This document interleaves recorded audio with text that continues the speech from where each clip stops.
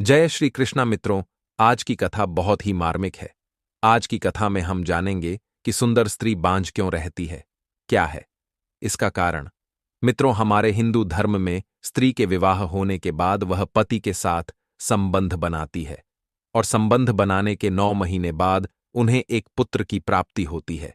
लेकिन कुछ ऐसे गलतियां होने की वजह से सुंदर स्त्रियां बांझ हो जाती हैं, वह पुत्र को जन्म नहीं दे सकती है। इसका कारण जानने के लिए कथा को अंत तक अवश्य देखना। आखिर सुंदर स्त्री बांझ क्यों रहती है? मित्रों, आप सभी का समय न नष्ट करते हुए कथा को प्रारंभ करते हैं। एक छोटे से गांव में एक गरीब परिवार की बेटी अन्वी रहती थी। उसके माता पिता रामनारायण और जयंती साधारण किसान थे। अन्वी उनकी इकलौती संतान थी और उन्होंने उसे बड़े लाड़ प्यार और संस्कारों के साथ पाला था।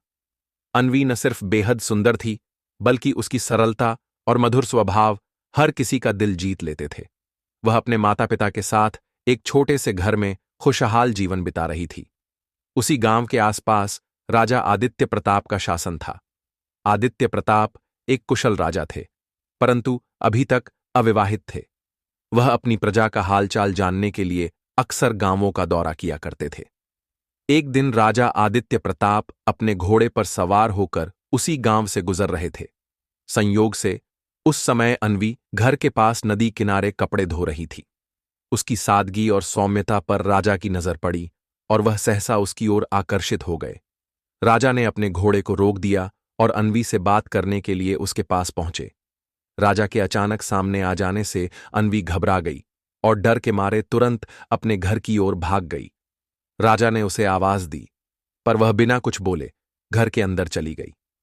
राजा की आवाज सुनकर उसके पिता रामनारायण बाहर आए। उन्होंने दरवाजे पर राजा को खड़ा देखा तो घबराते हुए हाथ जोड़ लिए और बोले, महाराज, आप हमारे द्वार पर कैसे पधारे? क्या हमसे कोई भूल हुई है? राजा आदित्य प्रताप मुस्कुराते हुए बोले, नहीं रामनारायण, तुम्हारी कोई गलती नहीं है। मैं यहां एक विशेष कारण से आया हूं। रामनारायण का दिल कांपने लगा। उन्होंने हिम्मत जुटाकर पूछा, क्या हुक्म है महाराज? राजा ने गंभीर स्वर में कहा, तुम्हारी बेटी अन्वी मुझे पसंद है। मैं उससे विवाह करना चाहता हूं। रामनारायण यह सुनकर हक्का बक्का रह गए। वह एक साधारण किसान थे और राजा का प्रस्ताव ठुकराना उनके लिए असंभव था। उन्होंने सोचा कि उनकी बेटी अब राजमहल की रानी बनकर जीवन गुजारेगी। यह विचार कर उन्होंने धीरे धीरे सहमति दे दी। राजा आदित्य प्रताप ने विवाह के लिए भव्य तैयारियां की। पूरे राज्य में यह खबर आग की तरह फैल गई कि राजा ने एक साधारण किसान की बेटी से विवाह का निर्णय लिया है। कुछ ही दिनों में उनका विवाह संपन्न हो गया और अन्वी राजमहल आ गई। शादी के शुरुआती दिन बेहद सुखद थे। राजा का व्यवहार अन्वी के प्रति प्रेमपूर्ण था और दोनों का जीवन खुशी खुशी गुजरने लगा। समय बीतता गया और 1 वर्ष के भीतर अन्वी ने एक पुत्र को जन्म दिया। राजमहल में उत्सव का माहौल था। 6 साल बीत गए। अन्वी का पुत्र अब 5 साल का हो चुका था, लेकिन इस बीच राजा का मन धीरे धीरे अन्वी से उचटने लगा। एक दिन राजा की नजर एक और महिला पर पड़ी, जिसका नाम माया था। माया अन्वी से कहीं अधिक आकर्षक और चतुर थी। राजा ने जल्द ही माया से विवाह कर लिया और उसे भी राजमहल ले आए। माया के आने के बाद अन्वी के जीवन में कठिनाइयों का सिलसिला शुरू हो गया। माया हमेशा उसे नीचा दिखाने की कोशिश करती थी। राजा आदित्य प्रताप भी अब अन्वी की बातों को अनसुना करने लगे।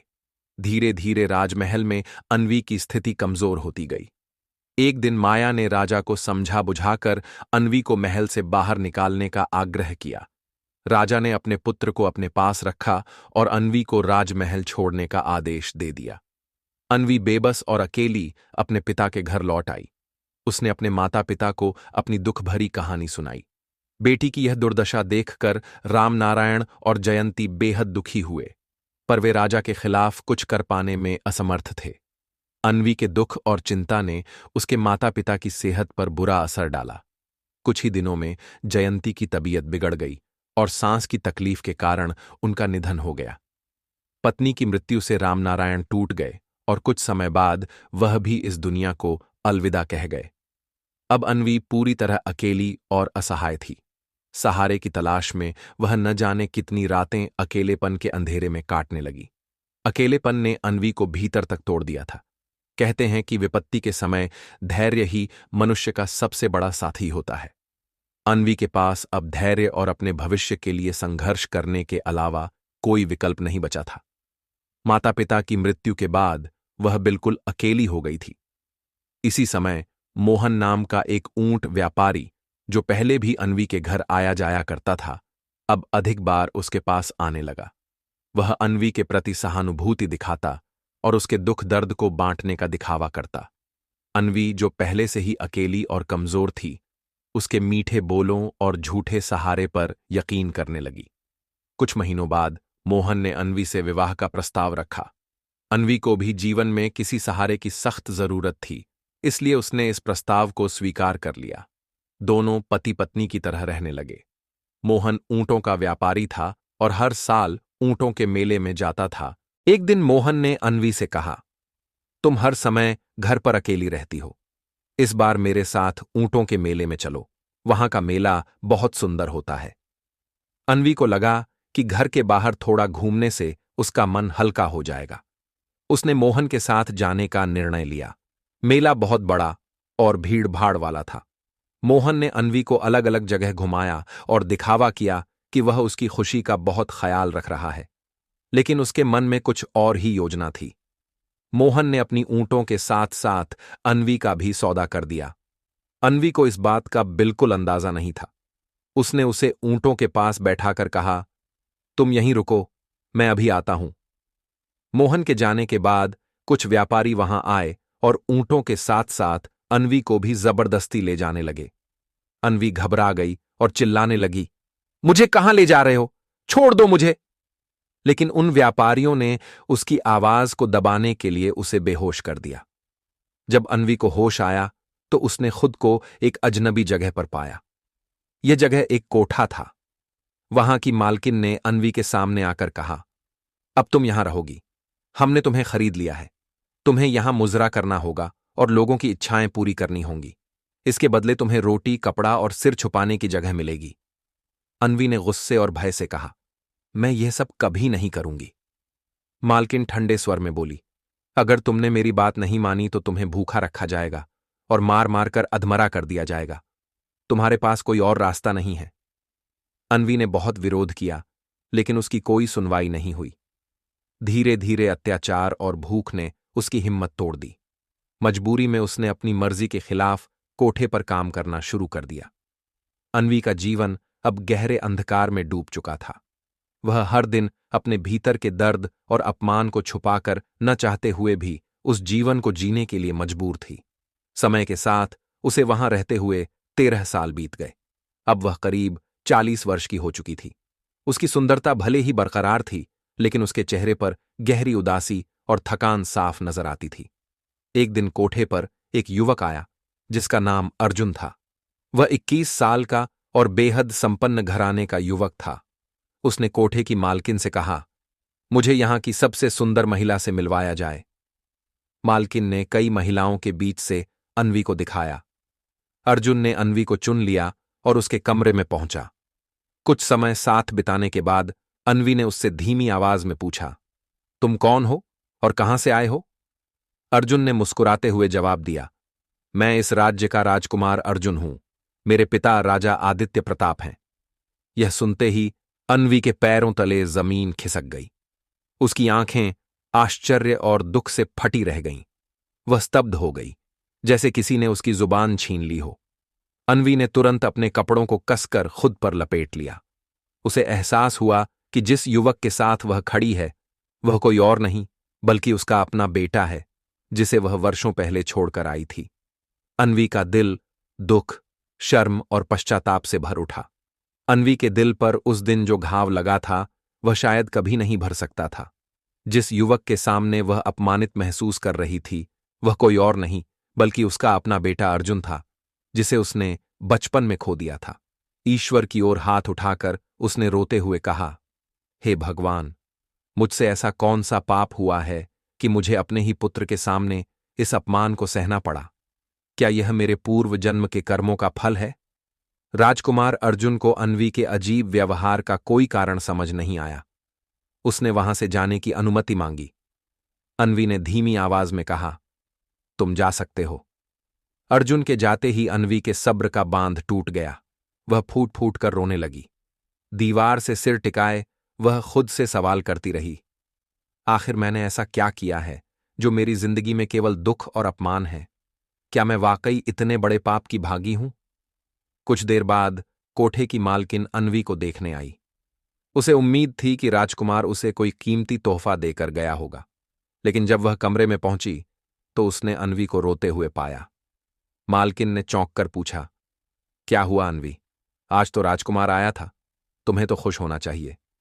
क्या उसने तुम्हें कोई तोहफा नहीं दिया?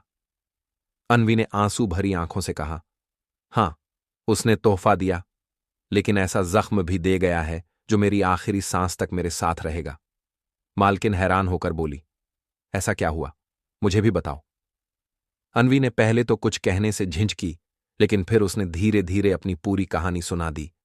उसने बताया कि राजकुमार अर्जुन कोई और नहीं, बल्कि उसका बेटा है, जिसे वह बचपन में छोड़ आई थी।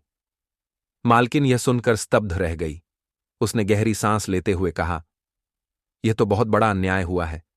मैंने कभी ऐसा नहीं सुना। तुमने यहां रहकर जितने कष्ट सहे हैं उतना शायद किसी ने भी नहीं सहा। मैं तुम्हें जबरदस्ती यहां नहीं रोकूंगी। तुम जहां चाहो जा सकती हो। अन्वी ने रोते हुए गिड़गिड़ाकर कहा, मालकिन, मुझे यहां से जाने दीजिए। मैं कोई छोटा मोटा काम करके अपना जीवन काट लूंगी, लेकिन अब मैं यहां नहीं रह सकती।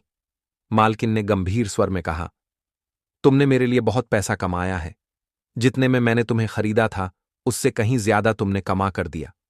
आज जो तुम्हारे साथ हुआ उसने मुझे अंदर तक हिला दिया है। तुम आजाद हो।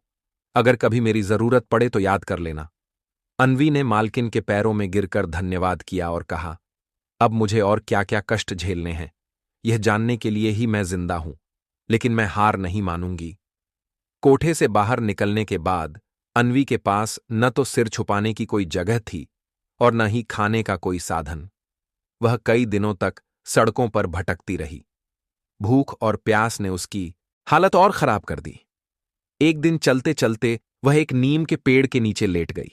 उसकी हालत इतनी दयनीय थी कि गली के कुत्ते उसके पास आकर उसका चेहरा चाटने लगे, लेकिन अन्वी को इसका कोई एहसास नहीं हुआ। उसी समय वहां से कमला नाम की एक दयालु गुजरिया गुजर रही थी, जो दूध और छाछ बेचती थी। उसने जब अन्वी को इस हालत में देखा तो उसका दिल पिघल गया। कमला ने कुत्तों को भगाया और अन्वी को उठाने की कोशिश की। उसने चिंता भरी आवाज में पूछा, तुम कौन हो बहन? तुम्हारी यह हालत कैसे हो गई? लेकिन अन्वी का गला सूख चुका था। वह कुछ भी बोल नहीं पाई। कमला ने जल्दी से अपना गिलास निकाला और उसमें दूध भरकर उसके मुंह से लगाया। अन्वी ने थोड़ा दूध पिया, बाकी उसके होंठों से बहकर गिर गया। कमला ने प्यार से कहा, चलो मेरे साथ, मेरे घर चलो। वहां नहाओगी, खाना खाओगी और आराम करोगी। तुम इस हालत में यहां नहीं रह सकती। अन्वी ने कोई जवाब नहीं दिया, लेकिन उसकी आंखों में हल्की सी चमक थी। कमला ने उसे सहारा देकर अपने घर ले जाने का निश्चय कर लिया। कमला अन्वी को अपने घर ले आई। उसने बड़े स्नेह से अन्वी को नहलाया, अच्छे कपड़े पहनाए और गरम खाना खिलाया। धीरे धीरे अन्वी को होश आने लगा। कमला ने प्यार भरे स्वर में पूछा, बहन, अब बताओ, तुम कौन हो और तुम्हारे साथ ऐसा क्या हुआ है? अन्वी ने सिर झुका लिया।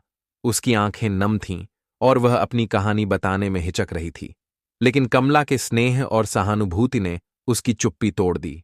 अन्वी ने अपनी जिंदगी की पूरी दर्द भरी कहानी उसे सुना दी। कमला की आंखें भर आईं। उसने धीरे से अन्वी का हाथ पकड़ते हुए कहा, तुम मेरी बहन जैसी हो। मेरे पति का तो कई साल पहले निधन हो चुका है और मैं अपने बेटे के साथ अकेली रहती हूं। तुम मेरे साथ यहीं रहो, हम दोनों मिलकर अपना जीवन काट लेंगे। अन्वी ने असमंजस भरे स्वर में कहा, बहन, मैं तुम्हारे ऊपर बोझ नहीं बनना चाहती। मेरा जीवन कांटों से भरा है। कहीं मेरे दुख तुम्हारे जीवन में भी न उतर आएं। कमला ने अन्वी के कंधे पर हाथ रखते हुए कहा, दुख बांटने से कम होते हैं। तुम चिंता मत करो। यदि जीवन में कष्ट आएंगे तो हम दोनों मिलकर उनका सामना करेंगे। कमला के स्नेह और बार बार समझाने पर अन्वी उसके साथ रहने को राजी हो गई। वह घर के कामों में हाथ बंटाने लगी। जबकि कमला रोज सुबह दूध और छाछ बेचने के लिए निकलती। घर में अब एक सदस्य बढ़ गया था, जिससे कमला को ज्यादा मेहनत करनी पड़ती थी। अन्वी ये देख रही थी। एक दिन उसने कमला से कहा, बहन, अगर मैं भी तुम्हारे साथ दूध और छाछ बेचने चलूं तो हमारा गुजारा बेहतर हो सकता है। कमला ने मना किया, नहीं, तुम घर पर रहो, बाहर का काम मेरे लिए ठीक है। अन्वी ने मुस्कुराते हुए कहा, दो लोग मिलकर मेहनत करेंगे तो पैसे भी ज्यादा मिलेंगे और तुम्हारा बोझ भी कम होगा। कमला कुछ देर सोचने के बाद मान गई। अब दोनों मिलकर दूध बेचने जाती। सुबह बच्चे को स्कूल भेजने के बाद वे बाजार निकलतीं और दोपहर तक घर लौटकर बाकी काम निपटातीं। 3 महीने इसी तरह बीत गए। एक दिन कमला दूध बेचने जा रही थी कि अचानक रास्ते में उसका पैर फिसल गया और दूध का घड़ा गिरकर टूट गया। कमला जमीन पर बैठकर रोने लगी। उसने निराशा से कहा, आज सारा दूध बर्बाद हो गया, अब मैं क्या करूंगी? अन्वी ने उसे सहारा देते हुए कहा, दूध के लिए क्यों विलाप करती हो बहन? मेरा पूरा जीवन तो नष्ट हो चुका है, लेकिन मैं आज भी खड़ी हूं। चलो घर चलें। कमला के पैर में गहरी चोट लग गई थी। अन्वी ने उसे घर तक पहुंचाया और हल्दी तेल लगाकर उसकी पट्टी की। कमला की हालत बिगड़ती चली गई। 10 दिन बीत गए, लेकिन उसका घाव ठीक नहीं हो रहा था। धीरे धीरे उसका शरीर कमजोर होने लगा। अन्वी ने पूरी निष्ठा से उसकी सेवा की, दिन रात उसकी देखभाल की, बच्चे का ख्याल रखा और बाहर का सारा काम भी संभालने लगी। 6 महीने इसी तरह बीते। एक दिन कमला की हालत बेहद बिगड़ गई। उसने अन्वी का हाथ पकड़ते हुए कहा, बहन, अब मैं शायद ज्यादा दिन तुम्हारे साथ नहीं रह पाऊंगी। मेरे बेटे का ख्याल रखना। तुमने मेरे जीवन में जो सहारा दिया है, उसके लिए मैं हमेशा आभारी रहूंगी। कुछ देर बाद कमला ने अपनी अंतिम सांस ली। अन्वी के लिए यह एक बड़ा झटका था। कमला ने उसे बहन माना था और अब वही बहन उसे छोड़कर चली गई थी। कमला का बेटा अपनी मां की मृत्यु के बाद चिड़चिड़ा और उदास रहने लगा। वह बार बार अपनी मां के बारे में पूछता। अन्वी ने उसे समझाते हुए कहा, तुम्हारी मां भगवान के पास चली गई है, वह हमेशा तुम्हें देखती रहेगी। धीरे धीरे बच्चे ने अन्वी को अपनी मां की तरह मान लिया। अन्वी ने उसके लिए एक नई जिम्मेदारी को स्वीकार किया और उसकी देखभाल में खुद को समर्पित कर दिया। समय बीतता गया। अन्वी, पहले सुमति ने कमला के बेटे को अपनी ममता से पाल पोस कर बड़ा किया। लड़का अब 18 साल का हो चुका था और अन्वी के हर काम में हाथ बटाता था। एक दिन लकड़ियां इकट्ठा करने के लिए अन्वी और कमला का बेटा पास की पहाड़ी पर गए। पहाड़ी पर एक सूखा पेड़ खड़ा था, जिसकी लकड़ियां काटने के लिए अन्वी पेड़ पर चढ़ गई। लकड़ी काटते समय जिस टहनी पर वह खड़ी थी, वह अचानक टूट गई। अन्वी नीचे गिरते हुए पहाड़ी से लुढ़ककर घने जंगल में जा गिरी। कमला का बेटा घबरा गया। उसने पहाड़ी के नीचे झांका, लेकिन अन्वी कहीं नजर नहीं आई। डर और घबराहट में वह गांव लौट आया और सबको यह घटना बताई। इधर अन्वी पहाड़ी से गिरने के बाद दलदल में जा फंसी थी। उसका पूरा शरीर गर्दन तक दलदल में ढक गया था। 10 दिनों तक उसने वहां संघर्ष किया। जंगली जानवर उसकी ओर आते, पर दलदल में फंसी होने के कारण दूर ही रहते। आखिरकार एक दिन आदिवासियों का एक झुंड वहां से गुजरा। उन्होंने बड़ी मुश्किल से अन्वी को दलदल से बाहर निकाला। अन्वी जीवित तो थी, लेकिन उसका शरीर गंभीर रूप से घायल हो चुका था। दोनों पैर टूट गए थे और दर्द असहनीय था। आदिवासी उसे अपने कबीले में ले गए और उसकी देखभाल शुरू की।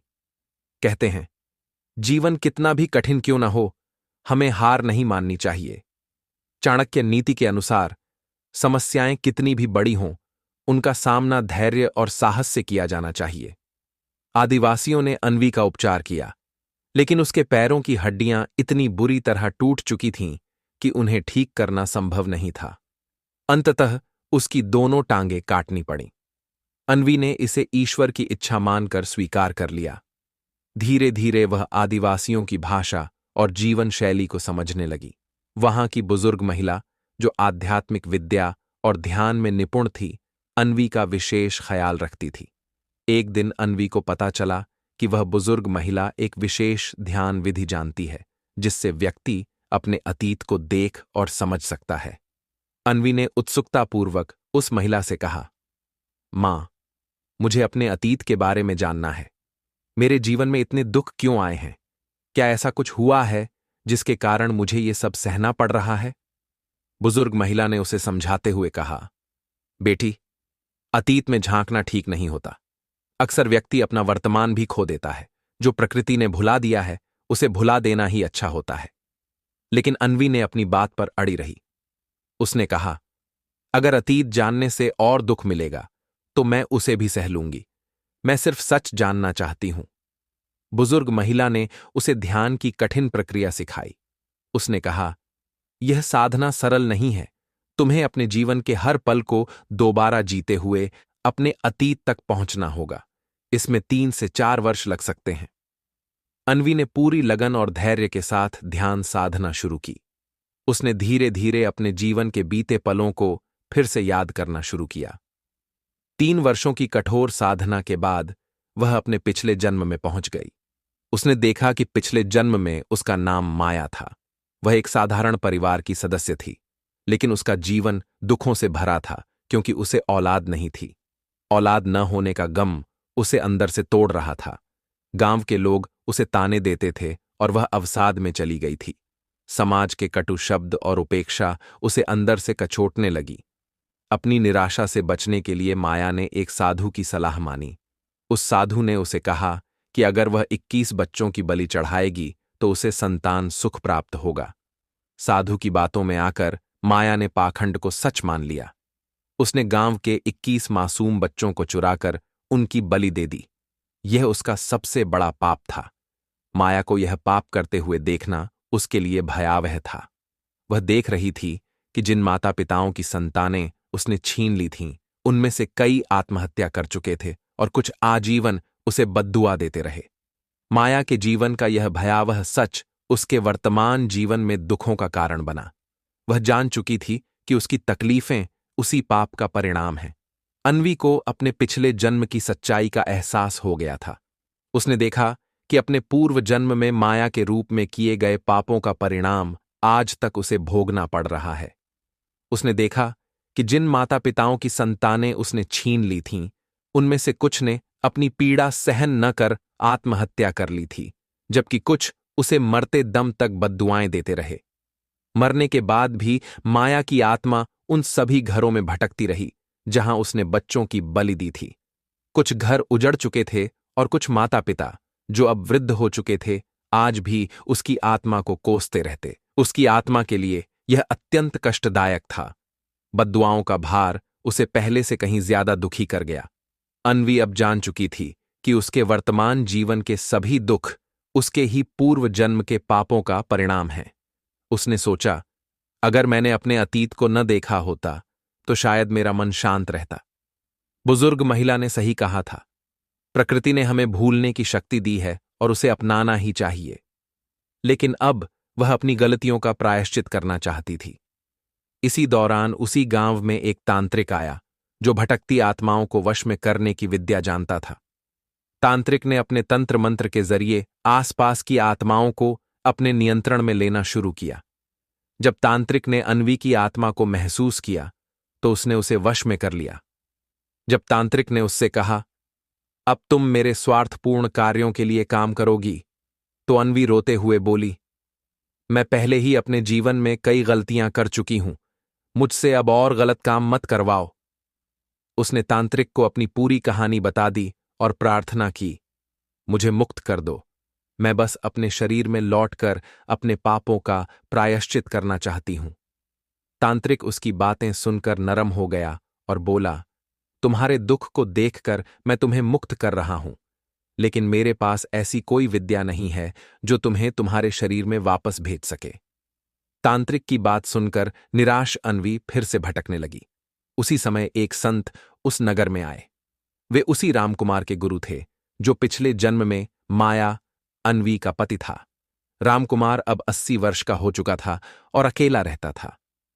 एक रात संत और रामकुमार ईश्वर का भजन कर रहे थे। अन्वी की आत्मा वहीं भटक रही थी। संत को तुरंत महसूस हुआ कि वहां कोई आत्मा मौजूद है जो मुक्ति की कामना कर रही है। उन्होंने रामकुमार से कहा, यहां तुम्हारी पूर्व पत्नी की आत्मा भटक रही है, वह मुक्ति चाहती है। रामकुमार चौंकते हुए बोले, मेरी पत्नी? वह तो वर्षों पहले गुजर गई थी। क्या उसकी आत्मा आज भी भटक रही है? संत ने अन्वी की आत्मा को संबोधित कर पूछा, तुम्हें क्या चाहिए? क्यों भटक रही हो? अन्वी ने रोते हुए अपनी पूरी कहानी संत को बता दी और कहा, मुझे अपने शरीर में लौटना है ताकि मैं अपने पापों का प्रायश्चित कर सकूं। संत ने गंभीरता से कहा, तुम्हें मेरे आश्रम चलना होगा। वहां ईश्वर के भजन और ध्यान के माध्यम से तुम अपने शरीर में लौटने का मार्ग खोज सकती हो। अन्वी ने संत की बात मानी और उनके साथ आश्रम चली गई। आश्रम में रहते हुए उसने ईश्वर के भजन और गहरे ध्यान में अपना समय बिताना शुरू किया। धीरे धीरे उसे महसूस होने लगा कि वह अपने शरीर की ओर लौट रही है। एक दिन उसने संत से कहा, मुझे लग रहा है कि मैं अपने शरीर में लौट रही हूं। संत ने कहा, तुम्हारे पाप तभी समाप्त होंगे जब तुम 21 लोगों की मदद करोगी और उनके जीवन को बेहतर बनाओगी। यही तुम्हारे लिए मुक्ति का मार्ग है। संत के आशीर्वाद से अन्वी ने अपने शरीर में वापसी की। जब उसने आंखें खोलीं तो उसका शरीर बेहद कमजोर और घायल था। उसकी त्वचा पर चींटियों ने घाव कर दिए थे, लेकिन आदिवासियों ने उसकी देखभाल की थी क्योंकि वे जानते थे कि वह ध्यान की अवस्था में थी। धीरे धीरे आदिवासियों ने उसकी मरहम पट्टी की और उसे खाना खिलाया। जब वह होश में आई तो सबसे पहले उसने उस बुजुर्ग महिला के बारे में पूछा जिसने उसकी देखभाल की थी। आदिवासियों ने दुखी स्वर में कहा, वह बुजुर्ग महिला 1.5 साल पहले ही गुजर गई थी। उसने तुम्हारे लिए हर संभव प्रयास किया था। यह सुनकर अन्वी की आंखों में आंसू आ गए। उसने ईश्वर का धन्यवाद किया कि उसे प्रायश्चित का मार्ग दिखाया गया और उसने संकल्प लिया कि वह 21 लोगों की मदद करके अपने पापों का प्रायश्चित करेगी। अन्वी ने 7 सालों बाद जब अपने शरीर में लौटने का अवसर पाया तो उसने ठान लिया कि अब वह अपने पापों का प्रायश्चित करेगी। चलने फिरने में असमर्थ होने के बावजूद उसने हार नहीं मानी। दोनों पैरों के बिना घुटनों के बल चलते हुए उसने दूसरों की मदद करने का संकल्प लिया। उसने सोचा, ईश्वर ने मुझे दूसरा मौका दिया है, मैं इसे व्यर्थ नहीं जाने दूंगी। घावों से भरे शरीर और हर दिन बढ़ती चुनौतियों के बावजूद अन्वी ने साहस और दृढ़ निश्चय का परिचय दिया। उसने खुद से कहा कि वह 21 जिंदगियां बचाकर ही अपना प्रायश्चित पूरा करेगी। एक दिन जंगल में भटकते हुए अन्वी ने देखा कि एक सांप कांटों के बीच फंसा हुआ दर्द से तड़प रहा था। कांटे उसकी त्वचा में गहरे चुभ गए थे। सांप ने जैसे ही अन्वी को अपनी ओर आते देखा, वह गुस्से से फुफकारने लगा। अन्वी घबराई, लेकिन फिर उसने साहस दिखाया। उसने पास पड़ा एक लंबा डंडा उठाया और धीरे धीरे सांप को कांटों से बाहर निकालने की कोशिश की। पहले तो सांप गुस्से में था, लेकिन धीरे धीरे शांत हो गया। अन्वी ने अपने कपड़े का एक टुकड़ा फाड़कर सांप के शरीर से कांटे निकाले। सांप को राहत मिली और उसने धीरे धीरे अपनी फुफकार को शांत किया, जैसे अपनी भाषा में अन्वी को धन्यवाद कह रहा हो। अन्वी ने सोचा, शायद ईश्वर ने मुझे इसी उद्देश्य के लिए जीवित रखा है, दूसरों की मदद करने के लिए। कुछ दिन बाद जंगल में अन्वी ने एक शिकारी को देखा जो अपने कंधे पर एक हिरण का बच्चा लटकाए जा रहा था। यह दृश्य देखकर अन्वी का दिल पसीज गया। उसने शिकारी से कहा, भाई, इस मासूम जानवर को छोड़ दो, इसे भी जीने का हक है। शिकारी ने कठोर स्वर में कहा, यह मेरा काम है, मैं इसे बेचकर अपना गुजारा करता हूं। अगर इसे छोड़ दूंगा तो मेरा परिवार भूखा मर जाएगा।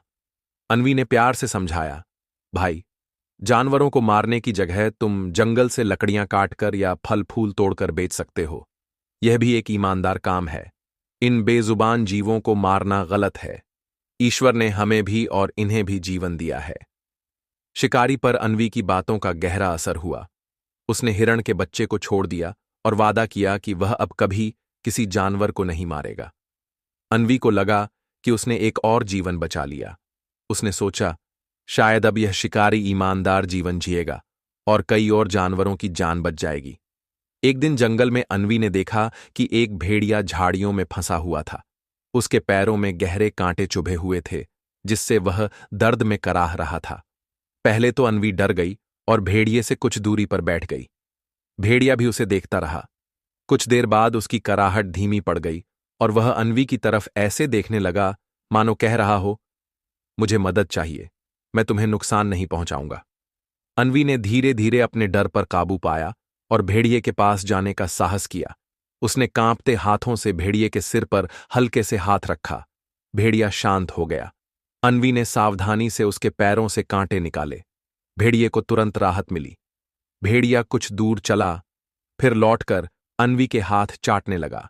ऐसा लग रहा था मानो वह अपनी भाषा में उसका धन्यवाद कर रहा हो। फिर वह भेड़िया जंगल की ओर चला गया। इस घटना ने अन्वी के दिल को छू लिया। उसने पहली बार महसूस किया कि जानवरों में भी भावना होती है। उसने सोचा, इन जीवों की मदद करके मैं शायद अपने जीवन का सही उद्देश्य पूरा कर रही हूं। सुमति ने अपने जीवन का उद्देश्य पा लिया था। उसने ठान लिया था कि वह हर जीव की मदद करेगी, चाहे वह इंसान हो, जानवर हो या पेड़ पौधे। घुटनों के बल चलते हुए भी वह रोज जंगल में निकलती और जरूरतमंदों की मदद करती। धीरे धीरे सुमति का यह प्रयास पूरे जंगल में मशहूर हो गया। जानवर और पक्षी उसके आसपास रहने लगे। वे उसे अपना संरक्षक मानने लगे। सुमति अब केवल एक इंसान नहीं थी, वह जंगल का अभिन्न हिस्सा बन चुकी थी। उसकी उम्र काफी हो चुकी थी और शरीर कमजोर हो गया था, लेकिन उसकी आत्मा में अटूट साहस और प्रेम का भंडार था। एक दिन सुमति नदी किनारे बैठी थी। मछलियां उसके पास आकर खेल रही थीं और पक्षी उसकी गोद में आकर बैठ गए थे। सूरज की किरणें नदी पर चमक रही थीं और वातावरण में एक अद्भुत शांति थी। सुमति ने सूरज को निहारा और मुस्कुराते हुए अपने अंतिम समय को स्वीकार कर लिया। वह धीरे धीरे जमीन पर गिर पड़ी।